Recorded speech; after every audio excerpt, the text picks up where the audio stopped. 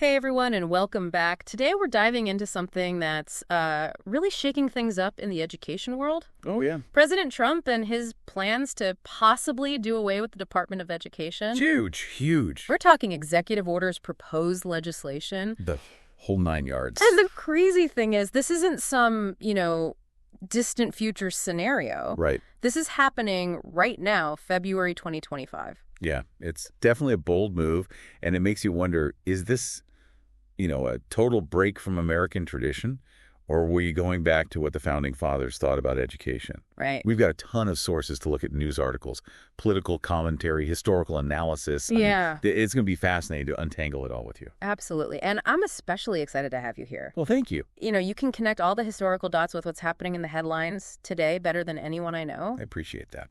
So let's just jump right in. What exactly is Trump proposing here? Well, from what we're seeing in these sources, it seems like a two-pronged approach. First, he's expected to issue an executive order to start, winding down the Department of Education. Okay. And then on top of that, there's legislation in the works to completely abolish it. Wow.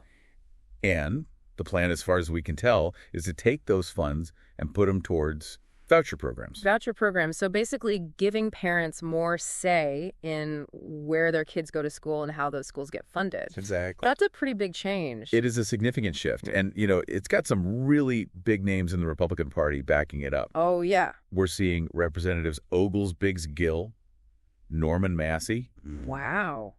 Even Speaker Johnson is on board with this idea of pushing those education decisions down to the local level. Okay, so we've got some heavy hitters in their corner, but why? What's the reasoning behind all this to dismantle the DOE? Well, a few key themes are coming up in the sources. Okay. One is this whole idea of returning control to the states. Okay. A lot of supporters feel like the federal government has just gone too far when it comes to education. Interesting. So it's a question of who gets to make the decisions, Washington or the states themselves. Exactly. And there's this strong feeling that they want to cut what they see as waste or even, left-wing activism within the Department of Education. Mm-hmm.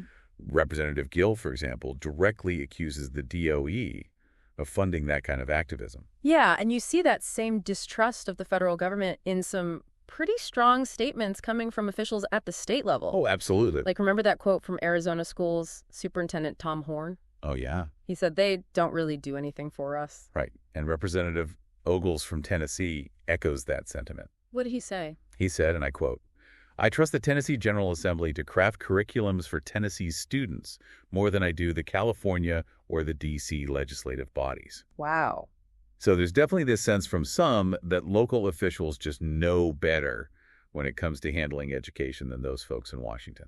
So we've got this group that's pushing for a more hands-off approach from the federal government, but I'm guessing not everyone's thrilled about this plan. You're absolutely right. We're seeing a lot of pushback from school board members, teachers' unions, authors like Derek W. Black. Okay. They're really sounding the alarm about what could happen if we dismantle the DOE.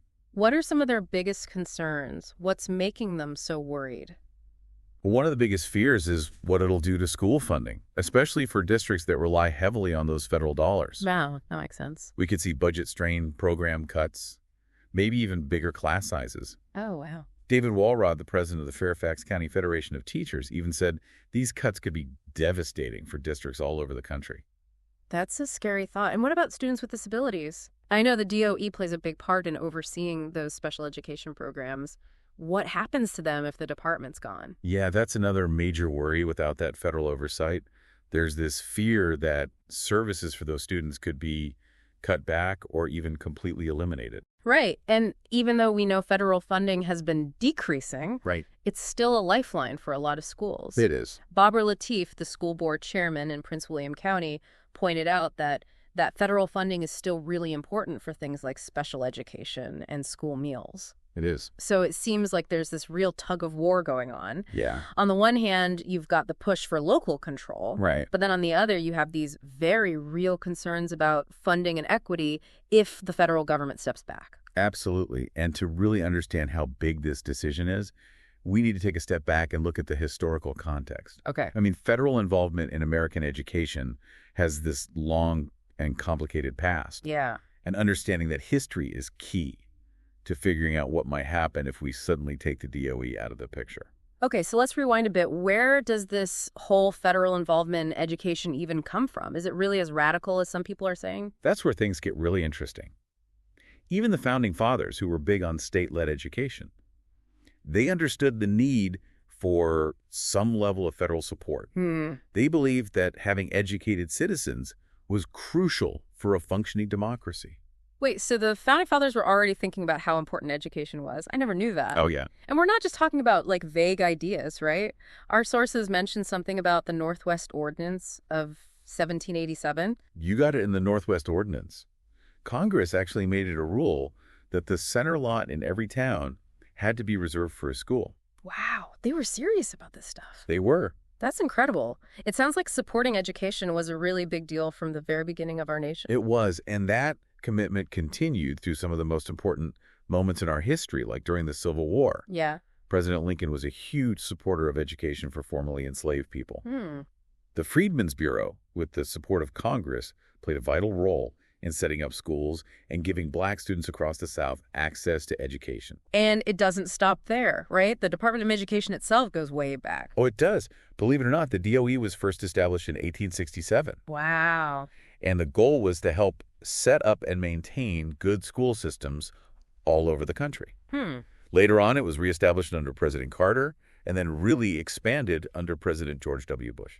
So this idea that the federal government being involved in education is something new and radical, it just doesn't hold up. No. It's been a part of American society for centuries. Exactly. And that makes this potential dismantling of the DOE even more significant. Yeah. We're not just talking about tweaking a program or moving some money around. Right. We're talking about potentially undoing centuries of federal involvement in education. Wow. And to really grasp what's at stake here, we need to dig deeper into what could happen if we make this move. Absolutely, because this is where things start to get real for students, teachers, and families all across the country. And that's exactly what we'll be exploring in the next part of our deep dive. So stay tuned. So we know the Department of Education has been around for a while, but what about right now? Like if it actually gets dismantled, what are the real consequences? Yeah, that's the big question. And the sources paint a pretty complicated picture. Okay. One of the biggest things people are worried about is the impact on school funding. You know, the federal government chips in about 10% of a school's budget. Right. And even though that percentage has been going down, it's still a lot of money for many districts. Yeah, that 10% really stood out to me too. Like, imagine those schools suddenly losing that federal funding. Right. We could be talking about teachers losing their jobs, cuts to important programs, maybe even schools having to close down. Exactly. And it's not even just about the numbers we have. To think about how this could make the differences between states even bigger. Oh, yeah. Some states have more money than others, and they might be able to handle losing that federal funding by raising state taxes or something. But what about the states that are already struggling financially? How are they supposed to make up for that loss? Yeah, it seems like getting rid of the DOE could mean that kids in wealthier states have way better educational opportunities than kids in poorer areas. That's a real concern. And it's something that people who are against this plan are really emphasizing. They're saying that having a strong federal presence is super important for making sure there's at least a basic level of fairness in education across the country. Makes sense. They're worried that without it, we could end up back where we were before the civil rights era, with huge differences in education based on where you live. And it's not just funding, right? The DOE also makes sure things like special education programs are running properly and that schools are following federal rules. Right. What happens to all of that if the department is gone? Yeah, there's a lot of uncertainty around that. Some people who want to dismantle the DOE say that states can handle those responsibilities just fine on their own. But others are worried that without someone at the federal level watching over things, these programs could lose funding or even be shut down completely. So it seems like things could get pretty messy if the DOE is suddenly gone. Yeah. But are there other options? Could we address those concerns about the federal government having too much control without completely abandoning the idea of having a national role in education? That's something a lot of people are trying to figure out right now. Yeah. Some people are talking about moving towards a system where things are more spread out. Okay. Where the federal government sets some basic rules and gives some funding, but states get to decide how they want to run their own education systems. I've heard some people mention block grants as a way to do that. Yeah. What does that actually mean? So basically with block grants, states would get a certain amount of money from the federal government for education, but with fewer rules about how they have to spend it. Okay. States would have more flexibility to use that money in a way that makes sense for them and their priorities.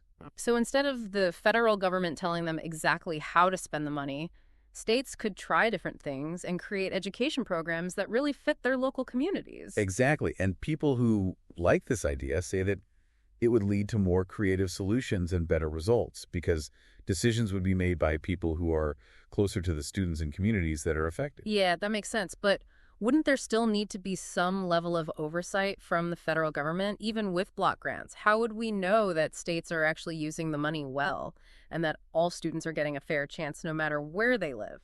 That's a really important question, and it's something that would need to be thought about very carefully if we were going to move to a more decentralized system. Okay. Maybe there could be a smaller federal agency that focuses on collecting data, doing research, and giving states advice and support. So maybe not a full-blown Department of Education as we know it, but some kind of federal group that can make sure things are running smoothly and help states as they figure out this new system. Exactly. It's all about finding the right balance between having the federal government involved and giving control to local communities. Right. And it's a conversation that needs to include teachers, policymakers, parents, students, everyone. Yeah, it's a huge conversation, but it's one we can't ignore. The stakes are too high. Absolutely. And it's a conversation that's tied to the whole history of education in America. Remember, we talked about how the federal government has often stepped in to solve problems in education that states couldn't or wouldn't deal with on their own. Right, like desegregating schools and creating special education programs. Exactly. Those were major changes in American education, and they happened because of federal action. So as we think about getting rid of the DOE, we have to ask ourselves, are we at a point where states can handle all these complex issues by themselves? Or does the federal government still have a role to play in making sure education is fair, accountable, and moving forward?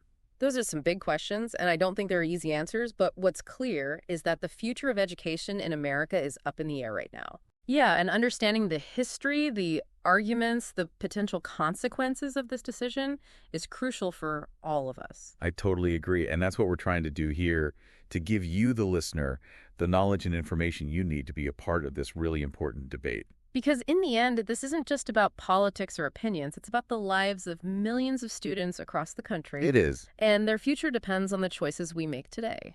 Well said. And speaking of choices, let's shift gears a little and talk about something that comes up a lot in these discussions about changing education. Yeah.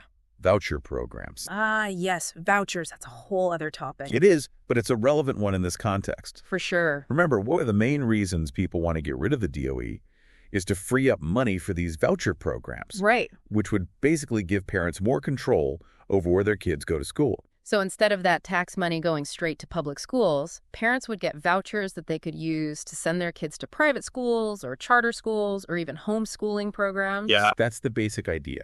And people who support vouchers say that this would create more competition, which would lead to better education for all students. But wouldn't that also potentially take away resources from public schools that are already struggling? That's one of the main criticisms of voucher programs. Yeah. People who are against them worry that they could make existing inequalities worse, where families with more money have more options, and students from disadvantaged backgrounds get left behind in underfunded public schools. So there's this potential trade-off between giving parents more choice and making sure things are fair. Exactly. It's a tough balance to find. Yeah. Some people argue that vouchers could actually help make things more equal by giving low-income families a chance to send their kids to schools they couldn't normally afford. Right, while others say it's unrealistic to think that vouchers alone can solve all the problems that prevent many disadvantaged students from succeeding no matter what school they go to. Right. There are good points on both sides of the argument. And to really understand how vouchers might affect things, we need to look beyond the talking points and see what the evidence says. What does the research tell us? Are there any examples of voucher programs that have actually worked to improve education for all students, or do they tend to benefit some groups more than others? Well, that's where things get even more complicated. The research on voucher programs is kind of all over the place. Okay. Some studies show that they work, and others show that they don't really have much of an impact. And there's a lot of debate about how to measure success and whether these programs are really fair in practice. So it sounds like we need to be careful with vouchers. It's not a simple solution, and there's a real chance of things backfiring if these programs aren't designed and implemented really carefully. I think that's a good way to put it. And it highlights how important it is to have a thoughtful and informed discussion about the future of education in America. Right. We can't just rely on easy answers or slogans. We need to be willing to deal with the complicated parts of this issue, to look at the evidence, and to listen to a variety of perspectives. Absolutely. And that brings us back to the main question of this deep dive. What role, if any, should the federal government play in shaping the future of education in America? It's a question that deserves our full attention because the choices we make today will have a huge impact on future generations of students. And as we keep exploring this topic, we'll be diving into some even more thought-provoking questions, like what does the history of federal involvement in education tell us about what might happen if we completely pull back that support? And is there a middle ground between the federal government having total control and states having complete autonomy? Those are questions we'll be tackling in the next part of our deep dive, so stay tuned. You know, as we've been talking about this whole Department of Education debate, one thing that keeps coming back to me is the human side of it. Oh, absolutely. We're not just talking about policies and bureaucracy. We're talking about real students, teachers, communities, people whose lives are directly affected by these decisions. Yeah, it's so easy to get lost in all the policy stuff and forget that we're talking about kids and the future of our country. Right. Education isn't just about test scores and budgets. It's about, helping young people develop critical thinking skills and preparing them to be active citizens. And that's what makes this whole situation so difficult, right?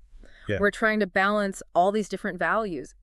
Local control versus national standards, parental choice versus equity innovation versus accountability. It really is like a puzzle with no easy answers. Exactly. And that's why it's so important to approach this with, an open mind and a willingness to listen to different sides. Definitely there are valid points on both sides of the argument. Right. Some people really believe that a more local approach to education will be better for students because decisions will be made by people who are closer to the community. Right, while others are worried that getting rid of the DOE could lead to a bunch of different standards and approaches, which could actually make the gap between states with more resources and those that are struggling even bigger. Exactly. And then there's the whole question of equity. How do we make sure that all students, no matter where they live or how much money their family has, have access to a good education that sets them up for success in life? Right. Can we really do that without some involvement from the federal government? That's a tough one because, on the one hand, we want to give local communities the power to create education systems that work for them. Right. But we also know that local efforts alone can't always overcome historical inequalities and systemic barriers. Sometimes you need that national push to make sure everyone has a fair chance. Exactly. Think about desegregation, special education programs, the push for higher academic standards. Those are all huge steps forward in American education, and they happen because the federal government took action. That's right.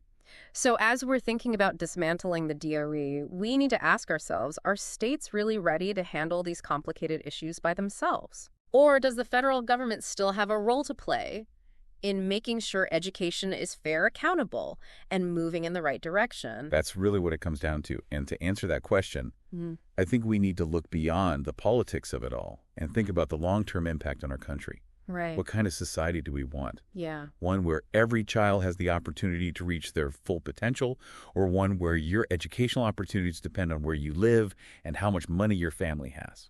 Those are some big questions, and I don't think there's one right answer. No. But I do think that understanding how the federal government has been involved in education throughout history can help us make better decisions about the future. Absolutely. If we look back, we see this pattern where the federal government steps in to deal with problems in education that states weren't able to solve on their own. And so as we consider getting rid of the DOE, we have to ask ourselves, have those problems magically disappeared, or are we just ignoring the inequalities that still exist in our education system? Those are questions we all need to think about, because the future of education in America isn't just about policy. It's about our values, our priorities, and the kind of society we want to create. So as we wrap up this deep dive, I want to leave you with a few things to think about. Oh. First, don't be afraid to question your own assumptions. Dig deeper into the sources we've talked about, explore different perspectives, and come to your own conclusions. Yeah, and remember, this is an ongoing conversation. The future of education isn't set in stone. It's something we're constantly shaping through our actions, our choices, and our involvement. And finally, don't underestimate your own ability to make a difference. Right. Whether you're a parent, a teacher, a student, or just someone who cares, your voice matters. It does. Stay informed, get involved, and speak up for the kind of education system you believe in. Because at the end of the day, this isn't just about politics. It's about the lives of millions of kids and the future of our nation. That's worth fighting for. It is. Thanks for joining us on this deep dive into the complicated and always changing world of education in America.